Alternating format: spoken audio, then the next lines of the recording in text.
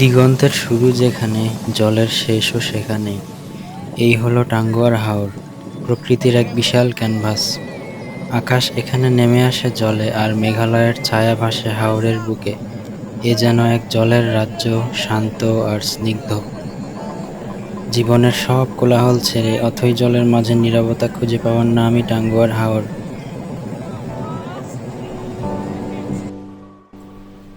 হেই everyone, Tanguar Haor ভ্রমণ গল্পের নতুন আরও একটি ব্লগে আপনাদের সবাইকে স্বাগতম। আজকে আমাদের যাত্রা হবে ঢাকা থেকে সুনামগঞ্জ হয়ে টাঙ্গুয়ার হাওর পর্যন্ত। সড়ক পথে এর দূরত্ব প্রায় 109 কিলোমিটার। স্যাটেলাইট ম্যাপ থেকে দেখা যাচ্ছে কি বিস্তীর্ণ জলরাশির মাঝে অবস্থিত এই টাঙ্গুয়ার হাওর।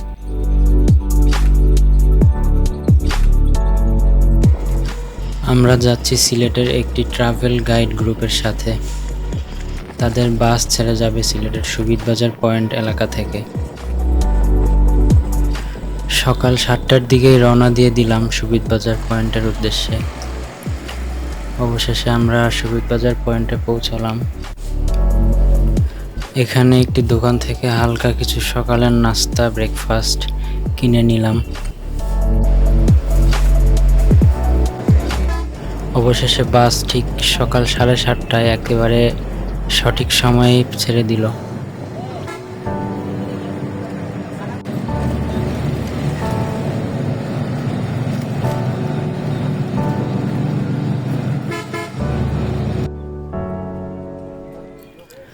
যাত্রাপথে আমাদের বাসটি একটি ফিউল স্টেশনে দাঁড়ালো।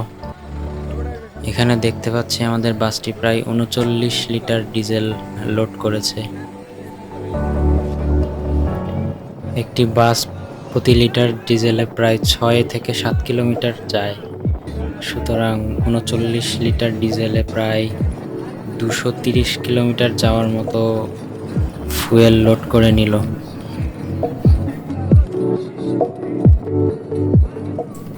সিলেট থেকে যতই পশ্চিম দিকে যাত্রা করা যায় ততই হাওর অঞ্চল শুরু হয়। এই যে যেমনটা দেখতেই পাচ্ছেন, আশেপাশে মাঠঘাট, যতদূর চোখ যায় পুরোটাই জলে নিমজ্জিত, বিস্তীর্ণ জলরাশি। যতদূর চোখ যায় শুধুই অথই পানি, আর ওই যে দূরে দেখা যাচ্ছে নীল নীল পাহাড়, মেঘালয়ের পাহাড়। ওগুলো ক্যামেরায় হয়তো ভালো অতটা বোঝা যাচ্ছে না।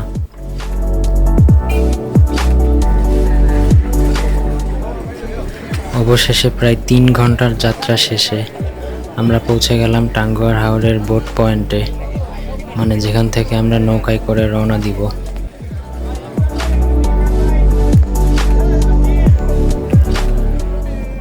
এখানে দেখতে পাচ্ছেন পানির রং খুব সুন্দর, সবুজ নীল।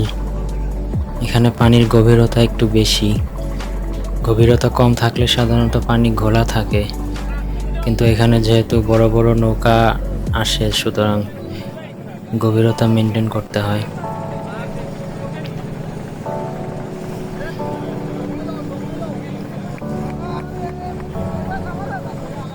সাদা সাদা মেঘ আর নীল আকাশ, কি অসাধারণ দৃশ্য। হাওরের এই দৃশ্য উপভোগ করতে করতে সকালের নাস্তা সেরে নিলাম আমরা।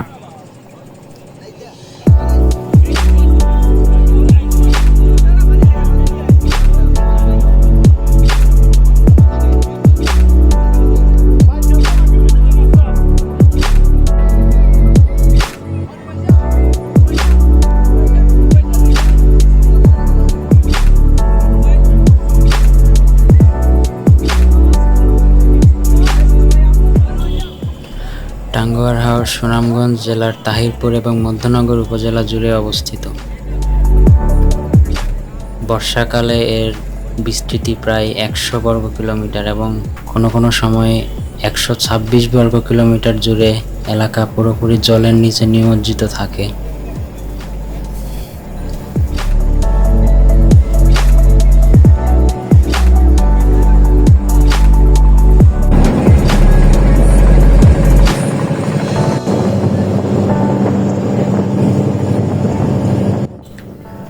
2000 সালের 20শে জানুয়ারি টাঙ্গুয়ার হাওরকে বাংলাদেশের দ্বিতীয় রামসার সাইট অথবা আন্তর্জাতিক গুরুত্বসম্পন্ন জলাভূমি হিসেবে ঘোষণা করা হয়। আর প্রথমটি হচ্ছে সুন্দরবন, আপনারা সবাই জানেন। সুন্দরবনের পরেই টাঙ্গুয়ার হাওরের অবস্থান। এই হাওরটিতে ছোট বড় প্রায় 109টি বিল রয়েছে, যার মধ্যে মূলত প্রধান বিল 54টি। এছাড়াও জালের মতো ছড়িয়ে ছিটিয়ে আছে আরও অসংখ্য খাল ও নালা।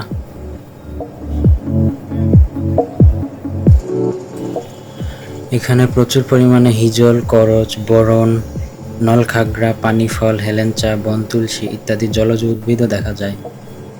হিজল করচের বন এই হাওরের অন্যতম প্রধান আকর্ষণ।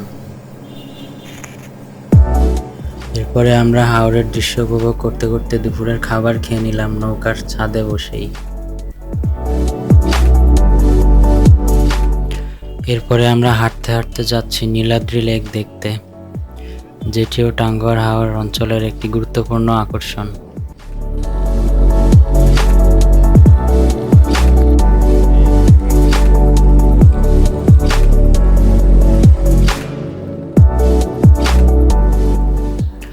এটাই সেই নীলাদ্রি লেক, মেঘালয়ের পাহাড় বেষ্টিত খুব সুন্দর একটি লেক। সবুজ নীল রঙের পানি, অসাধারণ একটি জায়গা। নিজের চোখে না দেখলে বিশ্বাস হয় না, এতটাই সুন্দর। প্রচণ্ড রোদ থাকায় ছাতা মাথায় নিতে বাধ্য হলাম। প্রচণ্ড গরম আর রোদ ছিল সেদিন।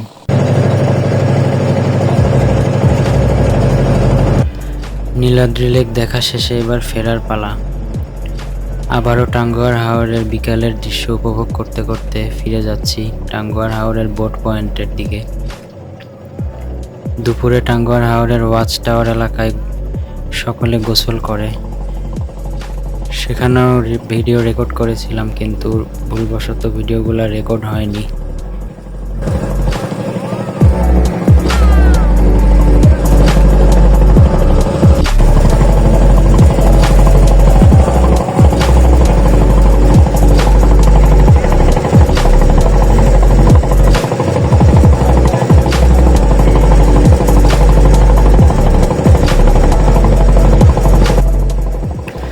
বিকেলবেলা হাওরের দৃশ্য সত্যিই মনোমুগ্ধকর। এখান থেকে সূর্যাস্ত উপভোগ করা সত্যিই খুবই আনন্দের অনুভূতি।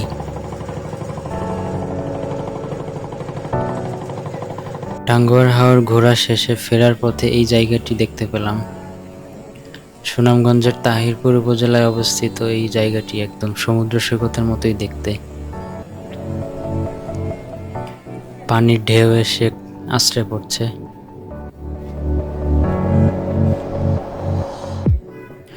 দিগন্তে ওই পারে কি আছে প্রায় দেখাই যাচ্ছে না, একদম সমুদ্রের মতোই ফিলিংস।